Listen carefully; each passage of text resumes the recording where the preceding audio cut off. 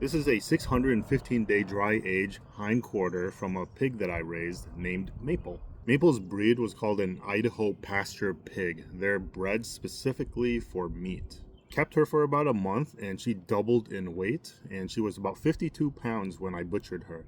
So let's slice into this. This is the prosciutto that I made from her hind quarter. And this is what's left over from the previous hind quarter that I cut into. These are all the bones.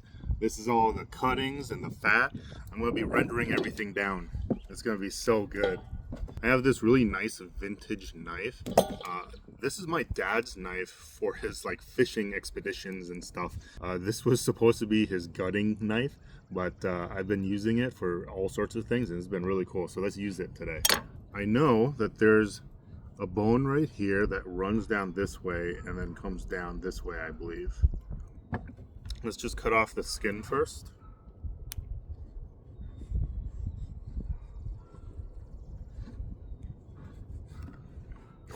Wow.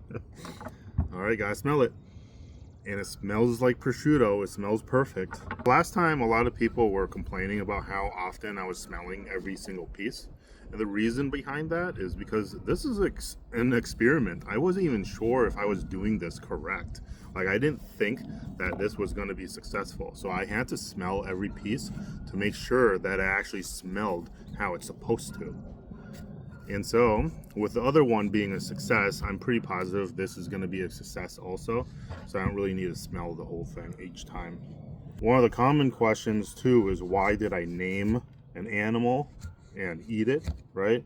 The reason why I name animals is so that I can keep track of things, and it's a lot more practical to talk about. It's hard to talk about an animal and then make sure that people understand what it is that I'm talking about. If I say Maple, people know it's the pig that I am raising. If I say Lila, they know it's the rabbit that I'm raising. And if I say Totoro, they know that it's the buck rabbit that I have. And yeah, it's for practical reasons. Let's see here. I just got to get off all the stuff here. All the stuff that's caked on right here, this is yeast and lard. I was able to render down her fat and then be able to then put pepper and then slather it all over here on where the meat side is, to kind of reduce the amount of evaporation and let it dry a little bit more evenly. And everyone was concerned about me cutting towards myself. You guys realize that there's a bone right here, right? If I was cutting towards, right, I would get stopped right here. I wasn't gonna slip and hit my fingers. I was cutting downward towards the bone area.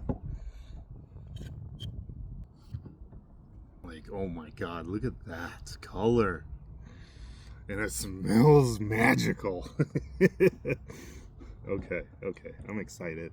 A knife like this definitely helps. Look at that. Okay, finally, let's give it a try.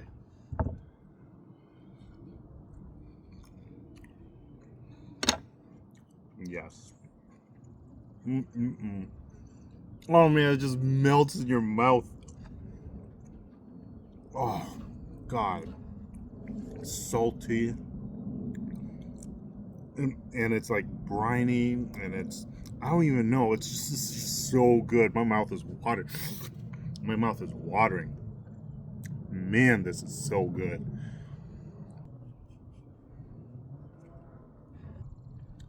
Look at that.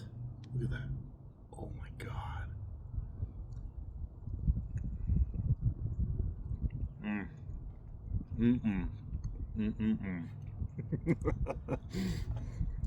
This is just an incredible success. So easy to do too. All I did was just let it sit in a tub of salt for 3 days. Just even dry pieces of meat like this is so good. It's just like jerky at this point. It's just chewy meat that's salty. It has a bunch of umami, a bunch of savoriness to it. It's incredible. Well, right now, I'm just gonna clean it up, so that way when I slice into the sides here, I'll be able to get the meat that I'm looking for. But I'm gonna be honest, this is incredibly hard because this is overly dry. 600 days is just too long. It could possibly just be the technique that I used, you know, and I didn't have any humidity control, so like I didn't control it with any humidity. So there you have it, nice piece like that.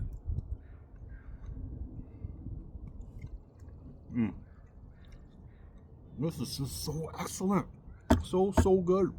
Okay, so I think this is the part that has the meat, but it's so dry right here.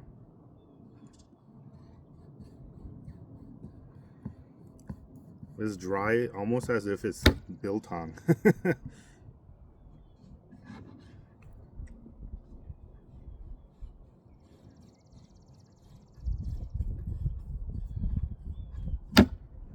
Oh yeah. Oh my God. Look at that. Does that not look incredible? Jeez. Oh.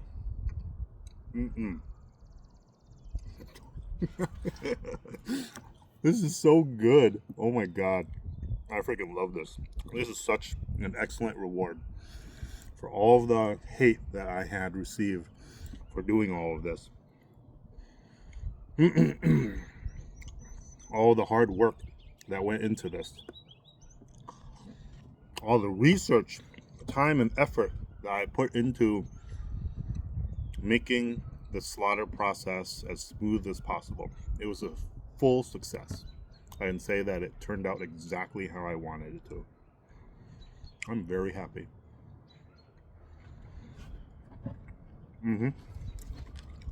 Incredible.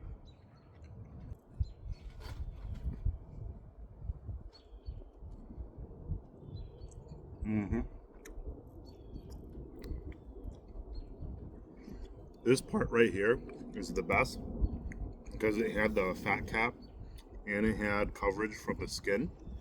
And so this is still the most moist and it's not dried out. If I were to do this again, I would probably cut into it and eat it probably at like maybe 6 months. I don't know, maybe even less than that. This is 615 days, so maybe half of that time. So like just 300 days might work better. Yeah, see, these are nice pieces.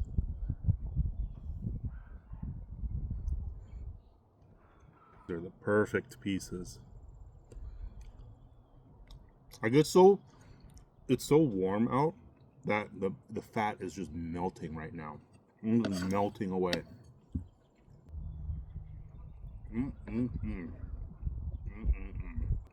That's excellent. That's it. That's it. Try and make some of your own prosciutto someday. Raise your own pig and do this. All right. Thanks for watching.